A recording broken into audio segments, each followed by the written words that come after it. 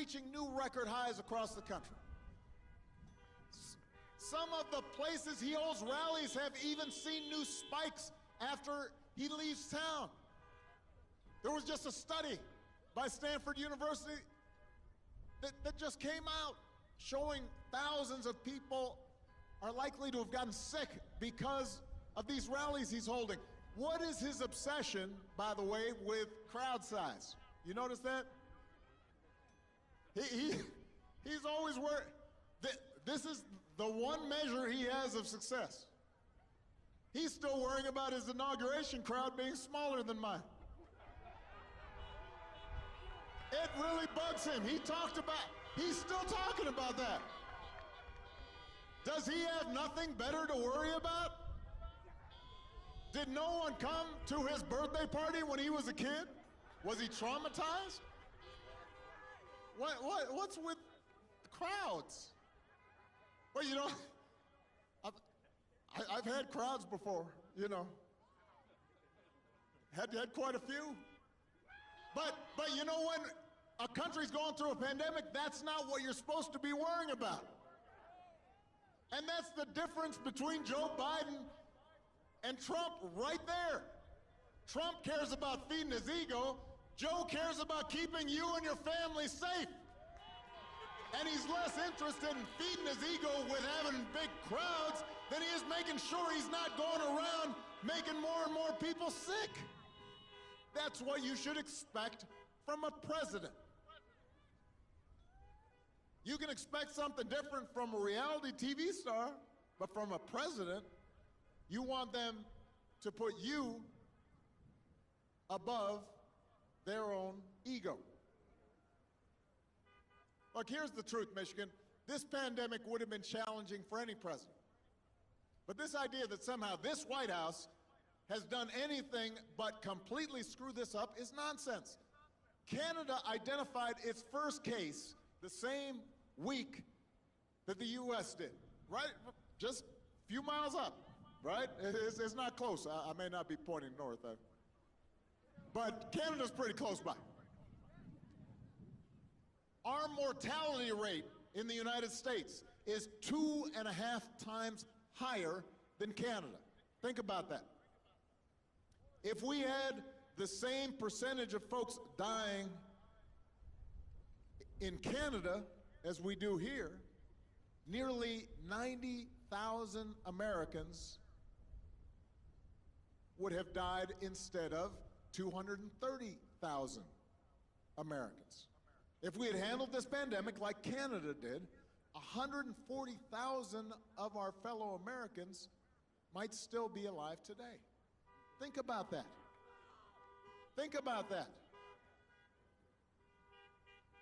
And yet, despite that, last week, when Trump was asked if he'd do anything different, he said, not much. Really? Not much. Can't think of anything.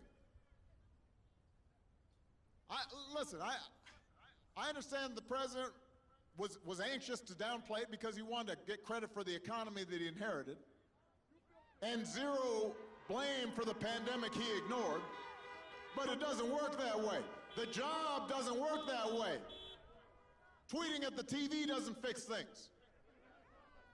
Making stuff up doesn't make people's lives better. You've got to have a plan. You've got to put in the work. And along with the experience to get things done, Joe Biden has concrete plans and policies that will turn our vision of a better, fairer, stronger country into reality. Joe's not going to screw up testing. Joe's not going to call scientists idiots. He's not going to host super spreader events around the country.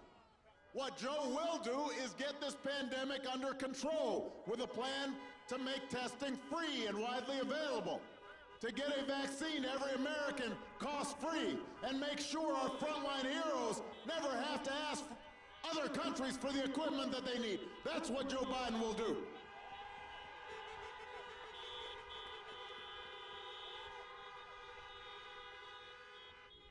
Joe's plan will guarantee paid sick leave for workers and parents affected by the pandemic.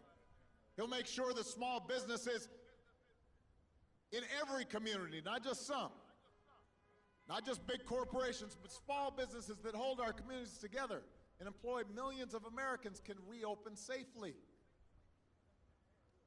Donald Trump likes to claim he built this economy.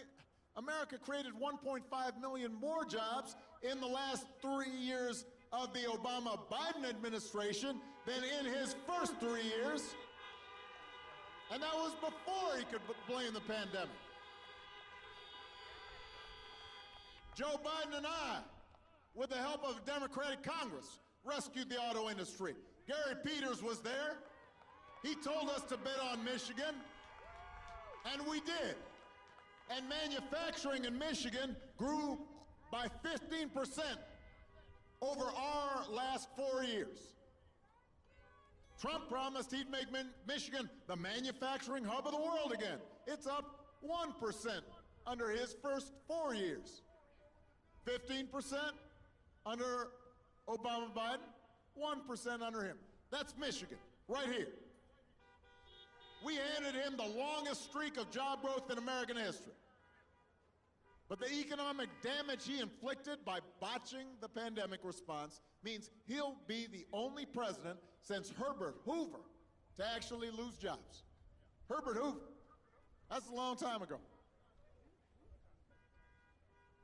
Joe Biden and Gary Peters know that the key to a strong economy isn't cutting more taxes for billionaires.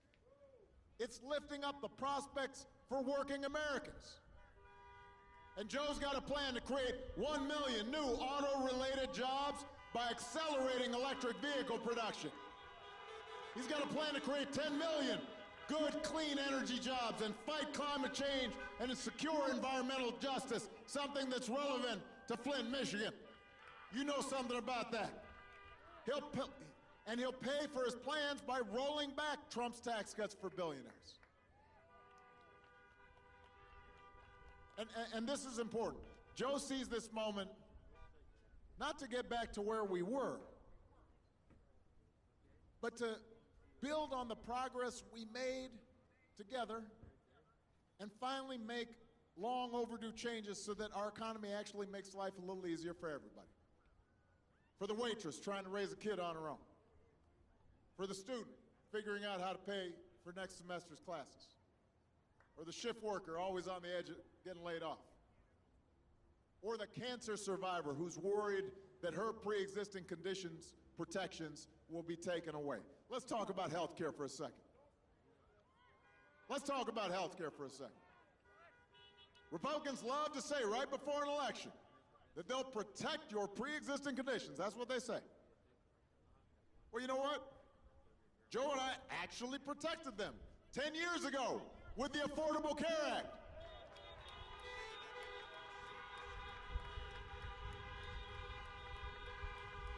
And since we did so, with no help from Republicans, no votes from Republicans, Republicans have tried to repeal or undermine the ACA